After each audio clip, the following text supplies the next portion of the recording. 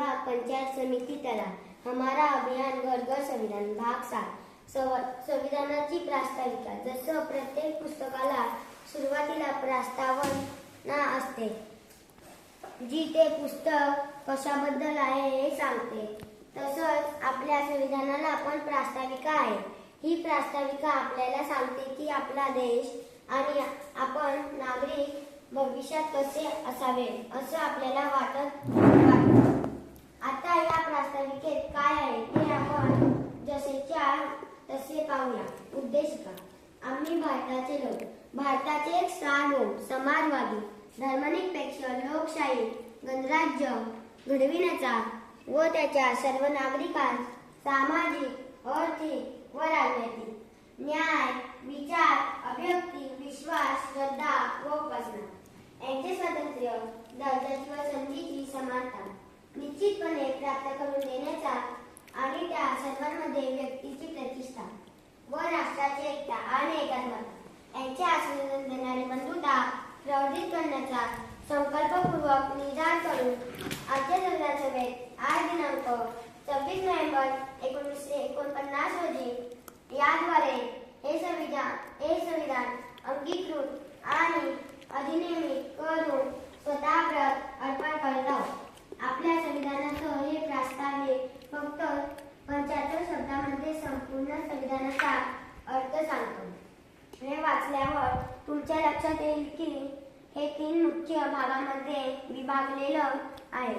हा संकल्प कोण करतोय? आपला भारत देश कसा बनवणार? देशाच्या नागरिकांना काय मिळणार?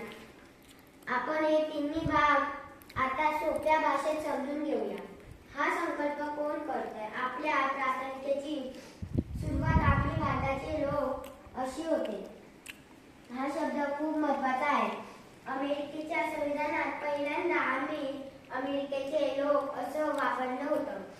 आपल्या देशातील संविधान बनवताना हे प्रास्ताविक कोणत्या शब्दाने सुरू करावं यावर खूप चर्चा झाली।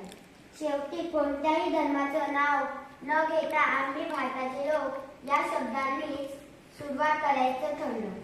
आम्ही भारताचे लोक या शब्दांचा अर्थ काय आहे? यांचा अर्थ हे संविधान आपण भारतीयांनीच बनवलं आहे। आपल्या देशाची जनता संविधान बनवण्यामागची मुख्य शक्ती आहे। या संविधानात जे काही संकल्प केले आहेत ते आपण सर्व भारतीयांनी मिळून केले आहेत। हे शब्द आपल्या देशाच्या एकतेची आणि अखंडतेची भावना आणखी समजून करतात। आपण सर्व फक्त भारतीय आहोत आणि भारतीय म्हणूनच हा संकल्प करतो। ही भावना यातून वाढते। इथे कोणत्याही एका धर्माचा उल्लेख नाही, तर आपण सर्वजण फक्त भारतीय म्हणून एकत्र येऊन उद्याचा भारत घडविण्याचा संकल्प करत आहोत।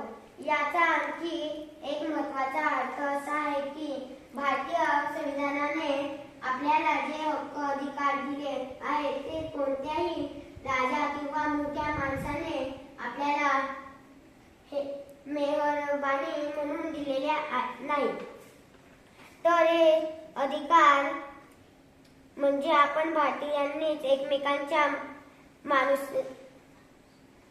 माणूसपणाला दिलेली मान्यता आहे। याचा अर्थ समजून घेऊन आपण सर्वांनी एकमेकांसोबत मिसळून राहायला आणि विकासाच्या दिशेने एकत्र पुढे जायला शिकायला पाहिजे। धन्यवाद।